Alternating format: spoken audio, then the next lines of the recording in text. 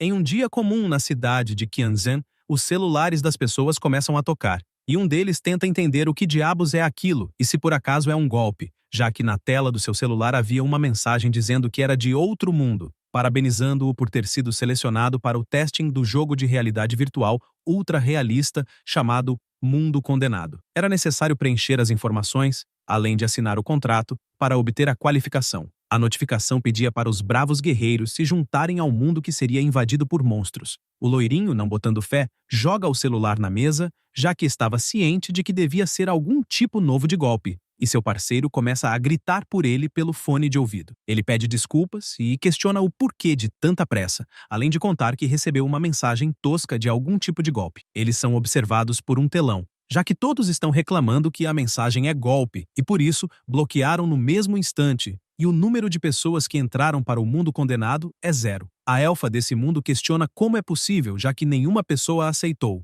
O prota, ao lado dela, explica que foi exatamente como imaginaram, já que a maioria das pessoas simplesmente ignora mensagens desconhecidas sem nem olhar. Mas ele disse que tem outro método que podem usar. Este é Aaron. Ele era um estudante da Universidade de Qianzhen. Também perdeu o seu pai quando era muito jovem e, mais tarde, sua mãe foi diagnosticada com câncer de mama. Para conseguir dinheiro para o tratamento, ele abandonou os estudos e começou a trabalhar com entregas de comida. No entanto, em uma de suas corridas, um caminhão apareceu correndo atrás dele e o acertou em cheio, jogando o seu corpo para o outro lado da pista. O prota, extremamente ferido, percebe o quão machucado está e só imagina que está deixando o mundo sem nenhum arrependimento, enquanto seus olhos vão se fechando lentamente. De repente, ele acorda após ouvir algo o chamando. Ele não entende bem o que aconteceu, já que tinha certeza de que morreu, além de não saber onde está. A voz surge de uma árvore, dizendo que aquele é o continente Asulu, lar da tribo élfica Rimi, nas ruínas da vila. Além disso, o chama de herói que aguardava havia 200 anos. Ele fica surpreso ao ver uma árvore gigante falando, e já não entende mais o que está acontecendo. A árvore conta que é um elfo Rimi, guardião da árvore Noa. Além disso, pede para derramar o próprio sangue no artefato para completar o contrato. Ele reflete se por acaso o artefato em questão é a pedra, mas enquanto pensa nisso, alguns monstros se aproximam e começam a correr na direção dele. No susto, ele se vira, mas dá de cara com os monstros, que já se aproximam o suficiente, e um deles acerta um ataque cheio no chão, errando por pouco. Aaron fica assustado, já que o poder que presenciou foi incrível, e não entende que tipo de monstro é aquele. O lobo de 2 cabeças corre a toda velocidade e começa a morder o seu corpo, além de jogá-lo com toda a força contra a pedra. Ele cai no chão e se vê diante de 2 monstros terríveis, e tudo o que consegue imaginar é que não está acreditando que irá morrer de novo. Entretanto, por conta dos machucados, uma gota de sangue pinga no artefato Noa e um forte brilho começa a ser emanado, deixando até mesmo os monstros assustados. O brilho fica ainda mais intenso, já que o contrato de Noa foi assinado com aquela gota de sangue. Logo em seguida, diversos raios começam a eletrocutar os monstros, e a elfa aparece, parabenizando-o por completar o contrato de Noa, e pede para seguir as instruções da missão que será emitida. Será necessário recrutar 2 heróis, e a recompensa será 50 pontos de energia Arc. Ela avisa que ele ganhou o traje do líder como presente de boas-vindas. Este item aumenta a defesa em 5 e possui um atributo especial que pode materializar informações de vida. O prota fica surpreso, já que do nada ganhou roupas, e, intrigado, pergunta se por acaso foi ela que conversou com ele mais cedo, além de querer saber o que está acontecendo. Lilian se apresenta como uma alfa do clã Shimei e pede, por favor, para deixá-la explicar devagar a história, que começa 500 anos no passado. Naquela época, o Imperador Molong liderou o exército de monstros e devastou todo o continente Azulu. Na luta contra ele, os guerreiros com habilidades especiais ficaram conhecidos como heróis, e essas pessoas se uniram para resistir ao Imperador e ao exército de monstros. Entretanto, após diversas derrotas sucessivas, os heróis ficaram à beira do desespero, e caso continuasse, todo o exército seria aniquilado. Para preservar essa última esperança, o clã élfico Shimei se sacrificou para lançar a magia Arc. Eles selaram todos os heróis sobreviventes e diversos suprimentos dentro do cristal de Noa. Assim, o cristal se ocupou e acabou se transformando na árvore gigante de Noa. Ela termina contando que o prota é aquele que esperavam para assinar o contrato, e por isso pede, por favor, para que lidere os heróis na luta contra o Imperador Molong e recupere o continente Asulu, ocupado pelos monstros. Ele questiona o que diabos irá ganhar com isso. Já que não é um jogo, então pode morrer a qualquer momento. Ela revela que, de acordo com os registros do clã Shimei, o imperador possui a gema de Molong, que pode realizar qualquer desejo, e que apenas os descendentes dela podem decifrá-la. E por isso, pergunta se por acaso ele não tem desejos importantes que queira realizar. Ele fica surpreso no mesmo instante ao se lembrar da sua mãe doente, mas mesmo assim, imagina que só pode confiar na elfa por um momento, até encontrar um jeito de sobreviver naquele mundo. Por conta disso, ele pergunta o que deve fazer. Ela explica que pode conectar aquele mundo à Terra, e, assim, ele irá cumprir o contrato e transmitirá a consciência para os corpos dos heróis adormecidos, permitindo que eles possam renascer. Dito isso, há duas pessoas entrando no outro mundo. Ela diz que entendeu o plano, já que tudo o que precisa fazer é enviá-lo para alguém em quem confia. Por conta disso, o sistema o parabeniza por concluir a missão, e por isso, ele ganhou 50 pontos de energia Arc. Outro brilho próximo dele surge, e Lilian conta que a energia Arc que ele possui é suficiente para trocar por materiais de nível C, e por isso, pede por favor para que vá até o círculo mágico para resgatar a recompensa. Ele diz que entendeu, estende sua mão, e mais uma vez o brilho fica cada vez mais intenso. O sistema o parabeniza e informa que ele obteve a espada gigante enferrujada de ferro, um mapa mágico e 2 pães. A recompensa é transferida para o corpo dele, assim como a espada, que se equipa em sua mão e aumenta o atributo de ataque em 10, mas não possui nenhum atributo especial. Ele percebe que, embora a espada pareça fraca, pelo menos terá uma arma para enfrentar os monstros. Em seguida, a elfa explica que há uma nova missão em que será necessário coletar 1000 pedaços de madeira, e a recompensa será 100 pontos de energia Arc. O prota fica aterrorizado com a quantidade enorme de madeira que precisará coletar. Após isso, ele atravessa o portal e dá de cara, mais uma vez, com os monstros que encontrou mais cedo e fica tentando entender por que eles estão isolados. Lilian informa que os monstros estão afastados porque, após completar o contrato de Noah, a árvore cria temporariamente uma barreira protetora contra as invasões de monstros. No entanto, desaparecerá após um mês, e ele poderá verificar o alcance exato da proteção da barreira no mapa mágico. Ele olha melhor o mapa e fica aliviado, já que não precisará se preocupar com ataques de monstros, enquanto corta madeira. Enquanto lia o mapa, ele percebe que, não muito longe da borda protetora, há um lugar que se parece com uma vila, e acha interessante verificar no dia seguinte, já que poderá trocar algumas ferramentas e coisas do tipo. Mal diz isso e sua barriga começa a roncar. Ele coloca a mão no bolso e tira um pão, mesmo não sabendo se poderá comê-lo, já que se passou um certo tempo. A elfa pede para ficar tranquilo, já que é seguro comer, pois dentro da árvore de Noah, o tempo está completamente congelado, e isso significa que tudo dentro dela permanece no mesmo estado de quando foi selado. Ele decide comer, já que não tem mais nada, mas está ciente de que precisa encontrar uma fonte de alimento, pois não é provável que consiga comida como recompensa sempre, caso contrário poderá morrer de fome. Após pensar nisso, ele confessa que está intrigado e pergunta como ela conseguiu teleportar ele para aquele mundo. Ela explica que, normalmente falando, não é teletransporte, mas sim o uso de um meio de magia que transfere a consciência dos humanos para os corpos dos heróis. O prota pergunta que meio mágico é esse que ela citou. Ela fica pensativa em como explicar isso, e apenas diz que estará chegando em breve. Enquanto isso, no planeta Terra, alguns garotos recebem uma caixa e ficam empolgados, já que o dispositivo mencionado na mensagem realmente foi enviado e eles não veem a hora de poder experimentar. De volta ao outro mundo, o prota revira o lugar e abre seu inventário, já que conseguiu bastante itens enquanto caçava. Ele decide seguir para o vilarejo para negociar as ferramentas que pegou em troca de comida. De repente, uma garota aparece fugindo de um goblin e pede por ajuda, já que o monstro quer devorá-la. O monstro continua sua perseguição, e um homem, no alto de uma árvore, observa a cena e comenta que não passa de uma humilde escrava que cometeu um erro e merece enfrentar uma punição, além de ter ouvido dizer que os goblins podem se reproduzir com humanos, e por isso, irá se divertir bastante. A garota, enquanto foge, pisa em falso no chão, cai com tudo e começa a chorar. O goblin, com sangue nos olhos, se aproxima mais ainda, agarra a roupa dela e começa a rasgá-la, enquanto tudo o que ela faz é gritar bem alto pedindo por ajuda. De repente, uma gosma branca cai no chão e a garota, assustada, olha para ver o que é. Era o goblin vomitando após receber um ataque em cheio na cabeça vindo do prota. Ele percebe que o nível do monstro é muito alto, já que, mesmo atacando por trás, mal causou dano. Ele decide que precisa primeiro levar a garota para um lugar seguro e, por isso, pega na mão dela e sai correndo, pedindo para que o siga. Aaron chega até a barreira protetora e o bigodudo, vendo isso, fica furioso já que não faz ideia de onde aquele pirralho apareceu. Eles continuam adentrando na barreira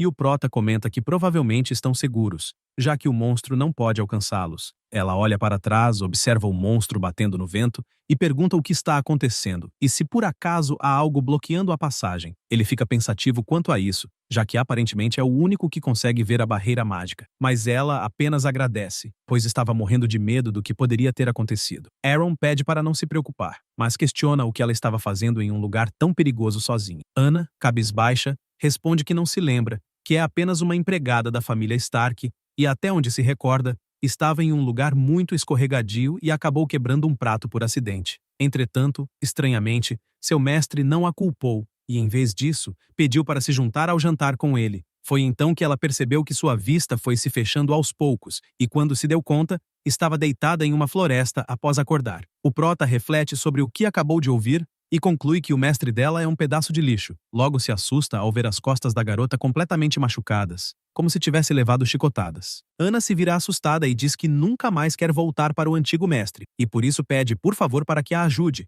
prometendo que poderá fazer qualquer coisa caso consiga isso. Neste momento, alguns sons saem dos arbustos e o prota se vira perguntando quem está se aproximando. Um homem surge, era o mestre da Anna, contando que demorou muito para encontrá-la, e por isso, pede para voltarem para a mansão. O prota olha o rosto dos três homens e percebe que eles têm os atributos um pouco elevados, e por isso, conclui que todos passaram por algum treinamento, e caso tentem levar a garota à força, ele não conseguirá fazer muita coisa. O bigodudo conta que, aparentemente, Anna ficou a salvo por causa da barreira e pergunta o que um garoto faz em um lugar tão perigoso, já que nunca o viu na cidade de Laia. Ele responde que pertence às ruínas Shimei e precisa ir à cidade dos Pelicanos para trocar algumas mercadorias. O homem se assusta ao ouvir sobre as ruínas Shimei, já que acreditava que fosse um lugar inabitável e, por isso, acha impossível. Pensando nisso, ele dá seus cumprimentos e conta que moram na cidade dos Pelicanos e, por isso, pede para irem juntos. Os outros dois homens vão até Anna e começam a levá-la embora.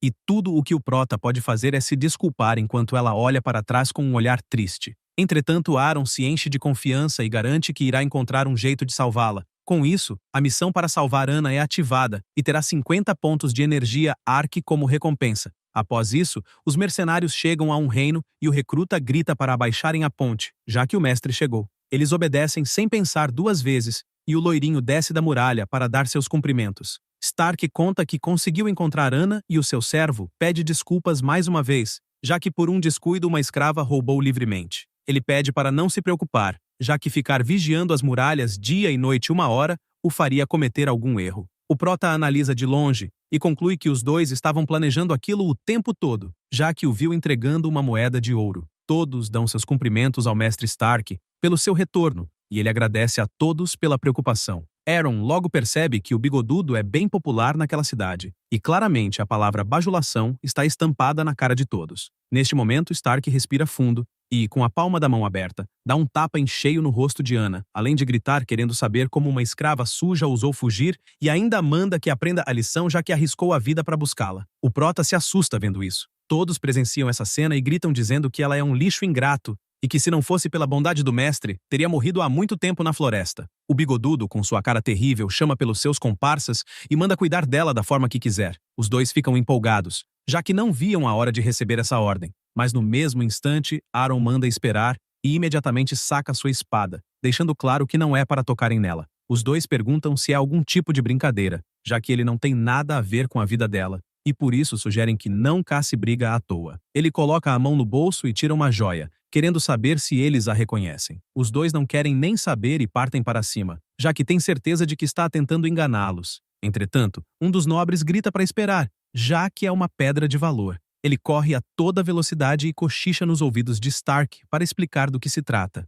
Ele diz que está impressionado por ter uma joia tão boa, e o prota pede para eles fazerem um acordo, já que está ciente do valor daquela pedra. Ele informa que sabe onde encontrar mais daquelas joias, e ainda poderá oferecer uma cadeia de suprimentos, mas em troca terão que pagar 5 moedas de ouro por gema, além de entregar Anna. Todos ficam indignados com esse valor, já que é algo exorbitante, ao ponto de nem ser possível ganhar em um ano inteiro, e não entendem por que são tão caras. Fang grita questionando o que um mero desgraçado está tentando fazer negociando uma pedra aleatória por esse preço. Porém, é interrompido por Stark, que manda se colocar no lugar e explica que, na realidade, já está cansado da escrava, e por isso, pede 200 moedas de ouro como pagamento por ela. Aeron joga a gema e pede por 15 dias, e inclusive, nesse tempo, não é para tocá-la. O bigodudo pega a gema na mão e diz que o trato está feito. Além disso, avisa que Aeron foi o primeiro que ousou negociar com ele. Em seguida, entrega a joia para o anão e pede para que leve o prota para comprar coisas na cidade, já que irá precisar. William fica o tempo todo com os olhos brilhando, já que não acredita que irá receber uma pedra de tamanho valor e por isso pede para que o siga. Após chegarem à loja, ele logo avalia a gema e confessa que não parece ruim e que, inclusive, deveria ser registrada no tesouro de itens. O prota questiona o que seria o tesouro de itens e como descreveria a Pedra da Valência. Entretanto, por dentro se sente bem familiarizado ao ouvir o nome daquele livro. William pega o tal livro na prateleira e começa a contar a história de 400 anos atrás. O último herói de Shimei usou magia de Ark. No entanto, pouco antes da conclusão, eles foram atacados pelo imperador demônio Molong e, como resultado, o cristal de Noah foi destruído e os pedaços estilizados dos cristais caíram por todo o mundo. Alguém descobriu os cachimbos do cristal e ganhou habilidades especiais, se tornando o novo herói. Então, em todo lugar onde os cachimbos estavam, milhares de monstros se reuniam e quase ninguém conseguia obter os fragmentos.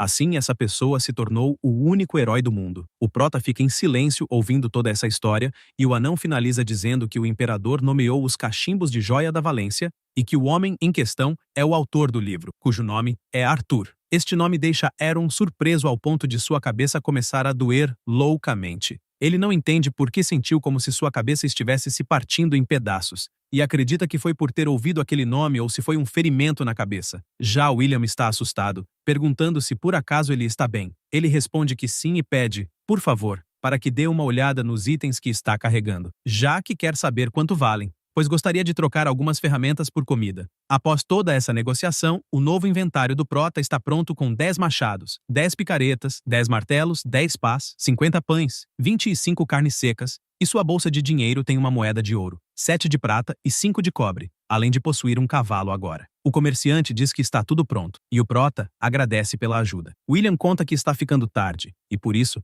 questiona se não poderia passar a noite na cidade e partir ao amanhecer, já que no anoitecer, os monstros ficam mais ativos. Aeron pede para não se preocupar com isso e parte em viagem com sua nova carroça. De repente, Stark se aproxima, contando que o jovem é bastante corajoso. William leva um susto com isso, já que foi pego de surpresa. Stark questiona se realmente tem certeza de que a gema é genuína, já que, se algo der errado, terá que se responsabilizar. Ele responde que tem certeza absoluta da autenticidade, já que todos os detalhes correspondem às descrições registradas. O bigodudo joga uma moeda de prata e pede para notificar o xamã para preparar o ritual de resolução. William conta que primeiro deve notificar o prefeito com antecedência para decidir quem receberá o desperto, mas Stark diz que não quer saber de alguém velho se intrometendo, já que a escolha do desperto já é óbvia, pois é ele próprio. Enquanto o prota saía da cidade, ele se depara com vários cavaleiros entrando, e, ao olhar para o lado, percebe que todos os moradores estão cobertos por cicatrizes,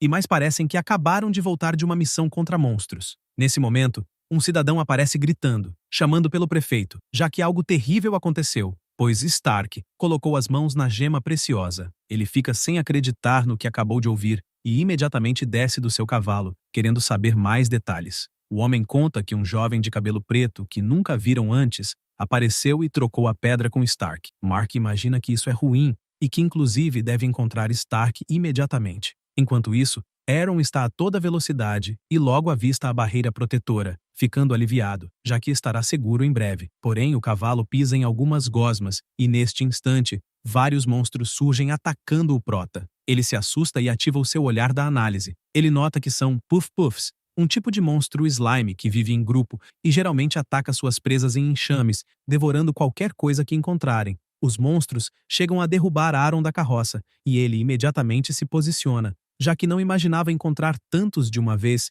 e inclusive se perder tempo, a carroça será devorada. Mal diz isso e os monstros começam a atacar o cavalo e o prota fica chateado, já que gastou uma moeda de ouro inteira no transporte. Por conta disso, ele sai atacando um por um, já que não pode deixar algo assim acontecer. Porém, um dos slimes salta pela árvore e vai na direção dele, acertando um golpe em cheio em suas costas. Ele se ajoelha e já era tarde para salvar o cavalo. Além disso, Os monstros se viram e partem para o ataque todos de uma vez contra Aaron. De repente, inúmeras pedras surgem do chão e finalizam monstro por monstro com esse ataque brutal, não dando tempo nem de reação. Já o Prota fica aliviado, já que os poderes despertados finalmente apareceram. Dois heróis surgem no local perguntando se os monstrinhos querem saborear o poder deles. Imediatamente, os slimes ficam intimidados, morrendo de medo, e começam a fugir como loucos. O Cabelo de Fogo pergunta ao seu amigo se ele viu o que aconteceu, já que está conseguindo usar as habilidades do jogo. Ele responde que sim e manda parar de se gabar,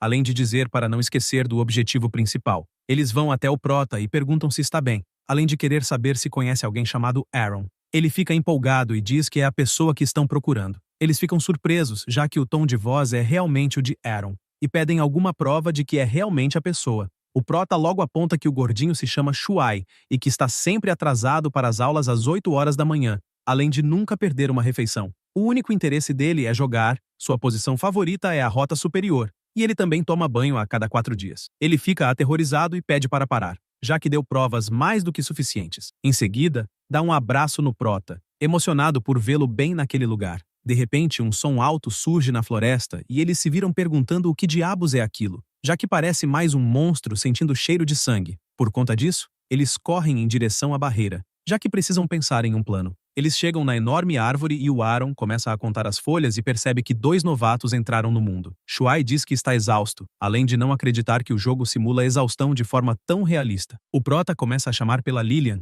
e em seguida pergunta ao gordinho se viu uma elfa quando chegou ao mundo. Ele responde que foram direto na direção da árvore brilhando, mas não viram ninguém. O Prota acha isso estranho, já que não faz ideia de onde a Lillian foi, até que avista um brilho intenso em meio à floresta, mas os dois contam que não estão vendo nada brilhando. Ele pede para os dois esperarem, já que irá verificar, e vai se aproximando até que começa a ver a silhueta da Lillian, mas ao chegar perto demais, percebe que ela está tomando banho na lagoa, e ver isso o deixa extremamente envergonhado, a ponto de sair correndo para trás de uma árvore. Ela se assusta, já que não imaginava que ele estava por perto, e por isso bate as mãos fazendo suas roupas se materializarem na mesma hora. Em seguida, começa a voar, e vai com tudo na direção do Aaron, dando boas-vindas a ele. O Prota pede desculpas, já que não a estava encontrando, e ficou preocupado. Lillian pede para não se preocupar, já que não pode ir muito longe da árvore de Noah. Ele acha isso estranho e pergunta o porquê de não poder sair de perto da árvore. Ela explica que somente perto da árvore gigante pode receber a magia, sendo a única maneira de seu espírito sobreviver. O Prota fica surpreso ao saber disso, já que pelo que entendeu, ela está na forma de espírito, e por isso seus amigos não podem vê-la. Ela sorri e responde que sim, explicando que ele é o único que pode vê-la, além de que ela não pode sentir nada naquele mundo. Após dizer isso, Aaron coloca a mão no rosto dela e pergunta se infelizmente não pode tocá-la. Isso a pega de surpresa, já que aquele toque a fez ficar morrendo de vergonha. Ela fica surpresa, pois não imaginava que o toque dele fosse tão quente. Enquanto isso, os dois abestados ficam de longe sem entender o que diabos o Prota está fazendo com a mão levantada para o ar. Eles se sentam ao lado de uma fogueira, e o Aaron passa todas as informações do que está acontecendo, mas seu amigo não entende bem se aquilo é verdade ou não. Por outro lado, o gordinho fica empolgado, já que acha o valor de uma garota élfica extraordinário, e por isso chama por todas as direções querendo conhecer Lillian, apesar de não conseguir vê-la. Yuhan diz que entendeu, já que aparentemente a missão principal no momento é eliminar o Imperador Demônio Molong. Neste momento, a elfa olha para o lado, e o Prota conta que eles 3 não são suficientes, já que precisam reunir mais jogadores poderosos e comprometidos do mundo real. Imediatamente, Shuai pede para deixar essa missão com ele próprio e com Yuhan, já que assim que fizerem Logoth, irão promover as informações nos fóruns principais que existem, e, consequentemente, irão conseguir recrutar bastante pessoas. Por outro lado, Aaron explica que não será tão fácil, já que o inimigo levou os heróis à beira da morte, e por isso, primeiro precisam construir a cidade para fortalecer a logística, e só assim terão chance contra os monstros. Yuhan conta que está confiante de que um dia irão conseguir derrotar o Imperador Demônio, e por isso, pergunta qual pedido irá fazer quando obtiver o Cristal Molon. Ele questiona se, por acaso, irá reviver a si mesmo ou se irá curar a mãe dele, e inclusive se lembra da expressão dela quando ficou sabendo do acidente que ele teve, e era devastador. O Prota, sem dúvidas em seus olhos, responde que já está decidido desde o começo que irá curar a sua mãe. O gordinho fica preocupado, já que isso significaria que seu amigo ficaria preso naquela dimensão, mas Yuhan pede para fazer silêncio, já que eles devem respeitar a decisão do Aaron. além de apoiá-lo da melhor forma que puderem, e eles vão até as flores e se despedem dizendo que irão retornar no dia seguinte. Com isso, a flor se fecha, e eles retornam para o mundo real. Enquanto isso, em uma taverna, Stark está segurando a gema na mão e diz ao prefeito que aparentemente chegou tarde. Ele não gosta nada disso e manda entregar a pedra, já que deve deixar os cidadãos decidirem quem participará da cerimônia. Ainda furioso, aponta que sabe que inúmeras vidas foram perdidas durante todos esses anos, e por isso deve deixar a gema para alguém promissor, que ele aponta ser alguém da família Lane, que herdou a linhagem do herói. Em outras palavras, o seu próprio filho. Entretanto, Stark se nega e diz que gastou uma fortuna para adquirir aquela gema, e por isso, ela lhe pertence por direito. Os guardas sacam suas espadas querendo saber se realmente vai desafiar a constituição da cidade, já que, de acordo com a lei, desafiar essas ordens garante a execução imediata. Neste momento, William entra correndo pedindo para o prefeito não recorrer à violência, e inclusive todos estão dispostos a deixar Stark participar da cerimônia do herói. Mark olha assustado, já que não acredita que todos estão defendendo um marginal. Mesmo assim, todos continuam pedindo por misericórdia, já que não precisarão mais ficar se sacrificando. O bigodudo se levanta mais confiante e pergunta ao prefeito se, por acaso, está planejando roubar a força das pessoas. Ele diz que tudo bem, já que não podem levantar as espadas contra o próprio povo, e como última pergunta questiona quem era o homem de cabelo preto. Stark se recusa a responder e conta que provavelmente passou pelo garoto quando saiu pelo portão oeste ao pôr do sol. Só então o prefeito percebe que realmente viu uma pessoa saindo, e por isso chama suas tropas para a expedição, já que precisam agir com urgência. Enquanto isso, na grande árvore Noah, uma flor está balançando até que uma mulher sai de dentro junto com um homem-tubarão. Ela cai de bunda no chão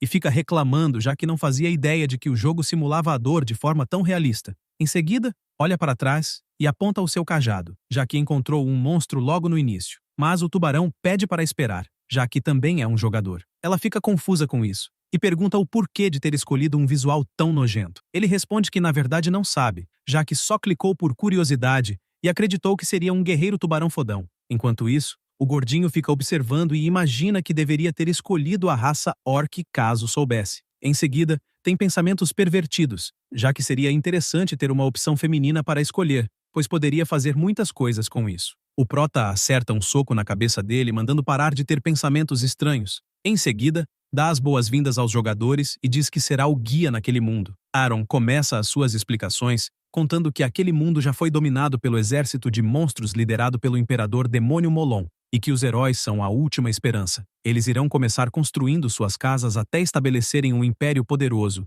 e juntos, derrotarem o imperador demônio, trazendo paz para o mundo. Todos ficam encucados com esse discurso, já que foi um nível de atuação lamentável. Em seguida, Moti pergunta se o prota, por acaso, é um NPC, já que está guiando todos, e acha incrível a inteligência artificial do jogo, pois as expressões emocionantes do NPC são exatamente como as de um humano. O cara de tubarão concorda, já que, apesar do enredo um pouco clichê, ficou empolgado com o discurso. Ele se anima cada vez mais e grita chamando todos os monstros para a briga. Mal diz isso e um forte tremor é causado no lugar, e eles não entendem o que diabos está acontecendo, já que parece mais um terremoto. Yuhan olha para trás e se deparam com um orc enorme preparando o seu punho e acertando um golpe em cheio na barreira. Eles percebem que os monstros estão atacando a barreira, e a garota fica empolgada, já que não imaginava que até os monstros fossem tão realistas naquele jogo. Já o Aaron fica surpreso, pois, olhando para o Goblin montado, percebe que é o chefe do grupo e está no nível 15. Em seguida,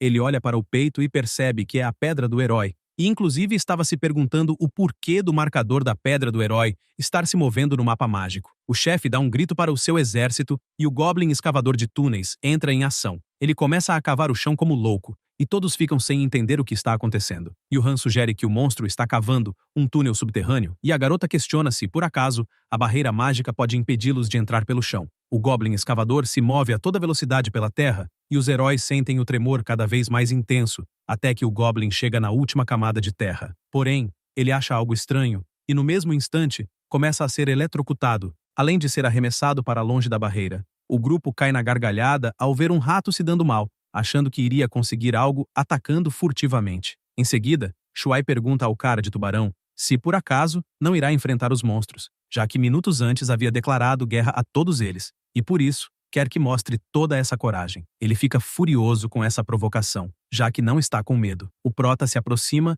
e informa que lutar contra os monstros É uma opção que todos são livres para escolher, mas deixa claro que os goblins de fora da barreira são poderosos demais, e inclusive, todos não são fortes o suficiente para lidar com eles. Mas de nada adianta avisar isso, já que o peixinho parte com tudo para cima, e tudo que a Motte faz é perguntar se, por acaso, não ouviu o NPC. Já o Aaron pergunta por que diabos o gordinho ficou provocando o cara de peixe, sendo que iria arrumar confusão. Ele dá risada e explica que fez isso para poder testar as habilidades dos monstros. O herói não perde tempo e ativa sua habilidade. Escape na água e sua velocidade aumenta em 2 pontos. Ele se prepara mirando nos inimigos e avança com tudo com seus enormes dentes. Sua habilidade causa bastante dano nos goblins ao redor, e isso o deixa empolgado, já que não está vendo dificuldade alguma, só que sua sorte não dura muito, pois, no segundo seguinte, um enorme monstro aparece em suas costas, e com toda a força, acerta uma cotovelada em cheio na cabeça dele, além de acertar um chute que o faz sair voando para longe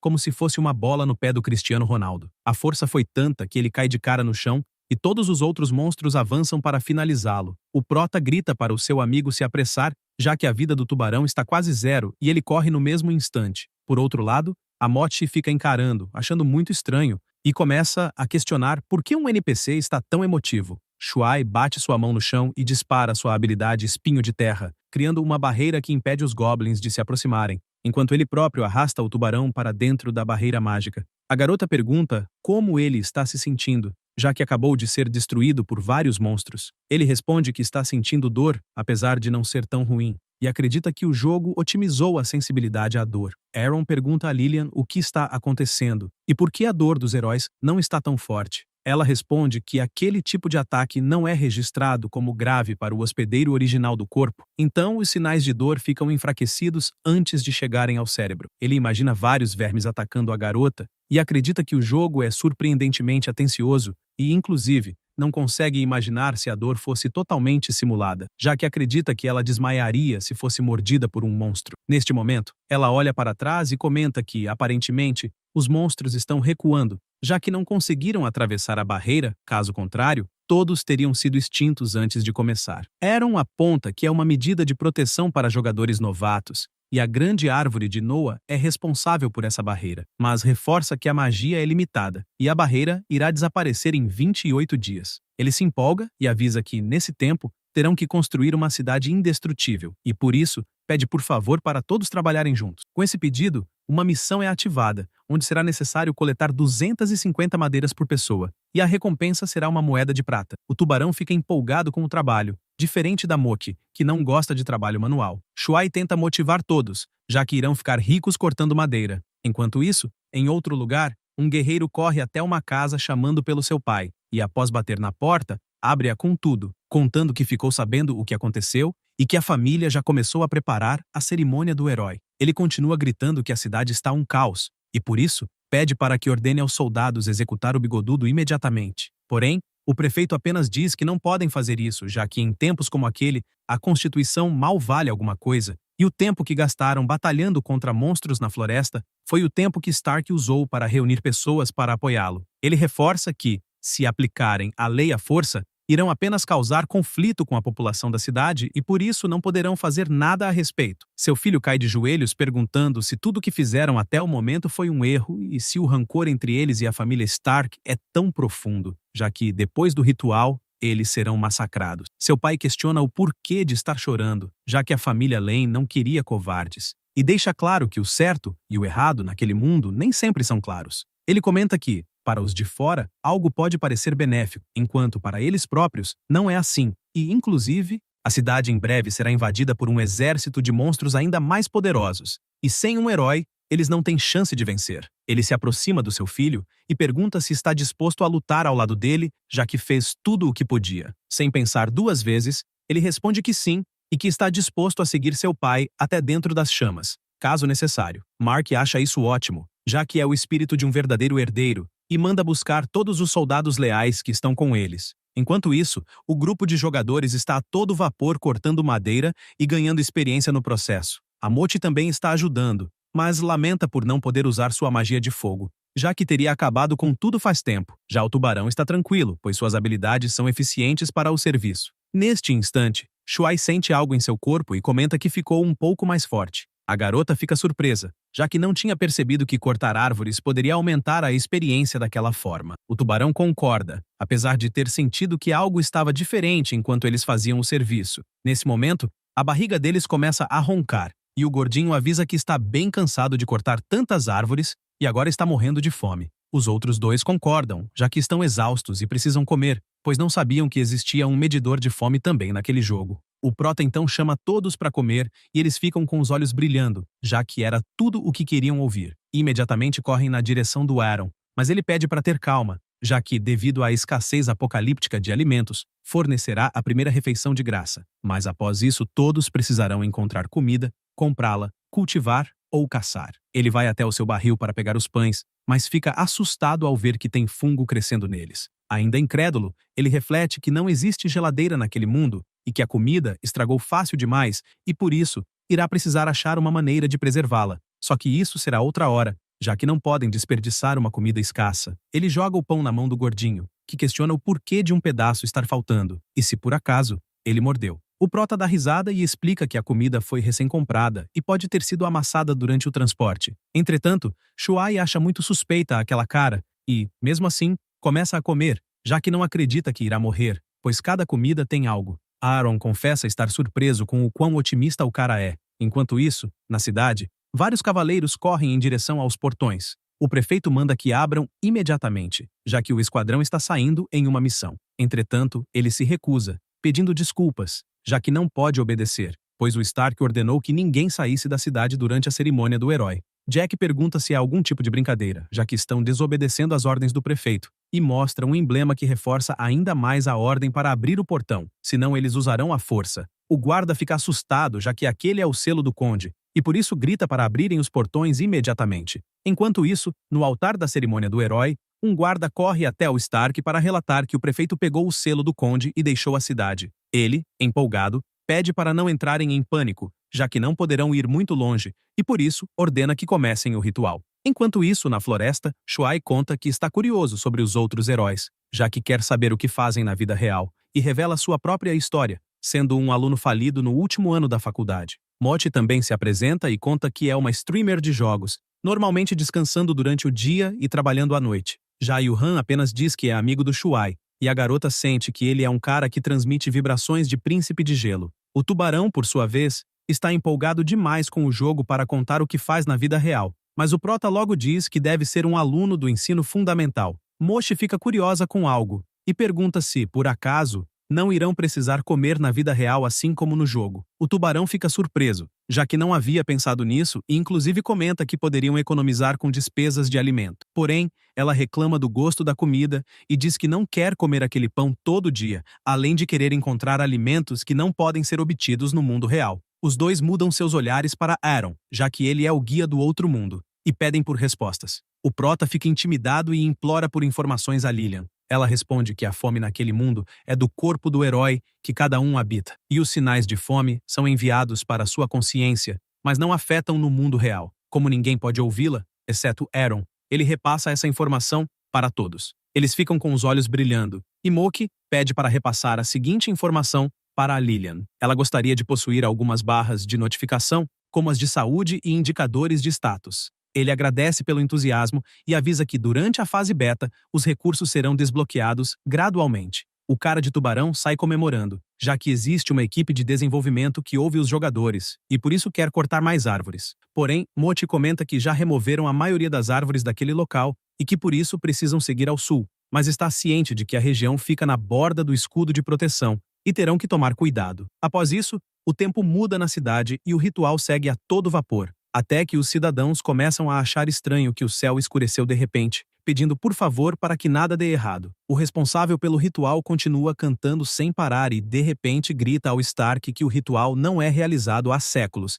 e que quando o trovão descer, a vida e a morte estarão em jogo. Perguntando se ele está pronto, ele manda poupar essa conversa, já que esperou por esse momento a vida toda. Então, o sacerdote bate no tambor e aponta para o céu. No mesmo instante, vários trovões surgem, e um raio devastador cai na direção do bigodudo. O raio é tão poderoso que foi possível ser visto a quilômetros de distância pelo prefeito e pelo filho dele, que olham assustados, questionando se por acaso o ritual funcionou. Até mesmo o Prota conseguiu ver aquilo, mesmo sem saber do que se tratava. E Lilian explica que o raio é uma manifestação do ritual de despertar do herói. Ela conta que, na era dela, usavam rituais para invocar o trovão e despertar os poderes da pessoa, mas os riscos eram enormes. Aaron só consegue pensar no fracasso e não entende o porquê de aquilo lhe parecer tão familiar. Após tudo isso, os ritualistas não param de tremer, já que o raio reduziu Stark a cinzas.